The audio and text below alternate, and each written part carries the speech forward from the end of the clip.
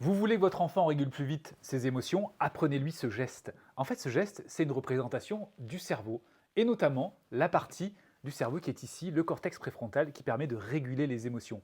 Alors vous pouvez dire à votre enfant, lorsque tu parviens à réguler tes émotions, à respirer peut-être quand tu sens une émotion monter en toi, ou encore à dire ce que tu ressens, c'est cette partie-là qui rentre en ligne de compte, le cortex préfrontal. Elle est située ici.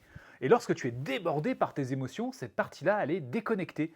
C'est le cerveau limbique qui est ici, qui est aux commandes. C'est dans ce cerveau limbique que l'émotion naît. Et nous, parents, nous sommes en fait les co-régulateurs de l'enfant parce que l'enfant n'a pas encore un cerveau suffisamment câblé, notamment au niveau de ce cortex préfrontal, ce qui fait que ce cortex préfrontal qui est ici, c'est nous qui jouons son rôle. C'est-à-dire que lorsqu'un enfant est débordé par son émotion, et ça arrive souvent, notamment avant 7 ans, nous sommes là pour lui offrir de la verbalisation, du réconfort, etc. Et lorsque nous lui offrons par exemple un câlin, ce qui se passe, c'est que hop, le cortex préfrontal revient comme ça, connecté.